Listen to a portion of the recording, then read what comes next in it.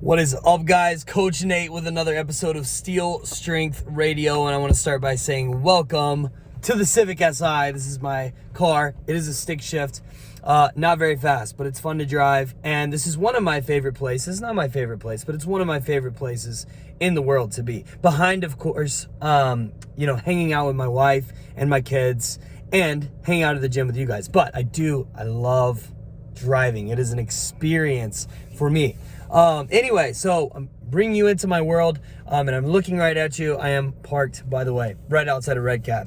I've been a little inconsistent with my emails and with my blog posts. I have had a lot going on, all extremely exciting things. I can't tell you just yet, but I will be able to tell you soon enough, probably very soon, so stay tuned. But I wanted to share, I've had this thought, there's always things I want to share with you guys, teach you guys, or whatever, whether it's mindset things or things about training, nutrition, things like that. So today I want to talk about one of the problems with winning. One of the problems with winning. Now, of course, winning is great. It feels good when you win. It feels good when you break personal records. That's really what I want to talk about today.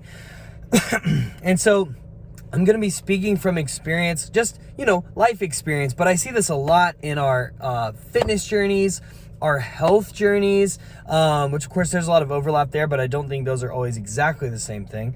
With our health and our fitness personal records there. But also I've seen this in business. You've seen this at work. I've seen this in relationships. It's just part of life. I was talking with my wife yesterday about how life is very cyclical. And I do think, generally speaking, over time, we should grow and get better, and we should become more and be able to do more and have a bigger impact in whatever area of life you're talking about. But that being said, I feel like oftentimes we are so mechanical about things, like very just, A plus B equals C. We should just be able to,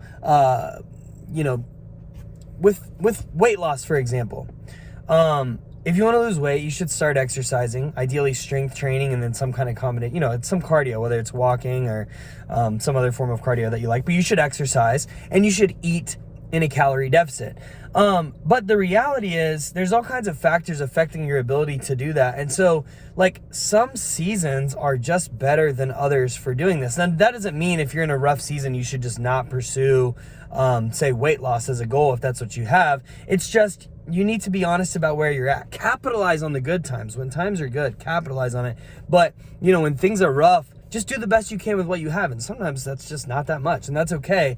Just be honest about what you can do. If you can do a lot, get after it, crush it, enjoy the results. If you can't, just do what you can, and just know that when times are good, it's not always going to be like this. So you want to capitalize on that. And when times are bad, just know you can have hope. It's not always going to be like that. Things are going to get better.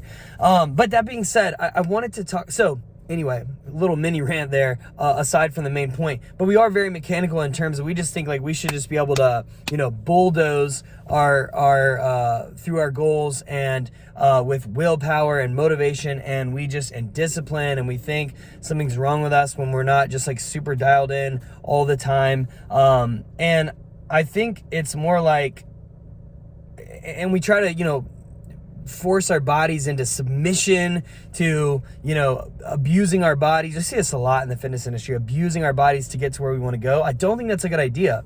I think it's more like a dance where you're leading, you are the lead partner in the dance. You are leading your body, you're giving it, the stimuli it needs to get better. You're walking, you're exercising, you're strength training, you're eating well, you're giving it the inputs it needs, but you're coaxing it along. You're not forcing it to, forcing it to do what you want it to do, because that will work for a period of time, but it won't work forever. And you will pay if you abuse your body. So anyway, I'm not even sure the point of that, but hopefully, maybe one of you guys needed to hear that. Ride the waves. When things are good, capitalize on it. Get after it. When things are bad, just do the best you can with what you have and know that good times are coming. Okay, but I wanted to talk about the problem with winning, the problem with hitting personal records. We want to hit personal records. We want to get better. We want to grow. We want to do more and become more, and that's great and something we should all pursue. But I think we have to be more attached to the process than to the results, okay? And I think if you're attached to the process, you're going to get where you want to go. Eventually, given enough time and consistency, you can't help but win. But here's the thing. Oftentimes when we hit a personal record, it's euphoric, it's exciting. We get this high and we're like, yes, hit a personal best. Life is good. This is amazing. And you know what we want to do tomorrow? We want to beat that personal record. If you're anything like me, you're like, you hit a personal record?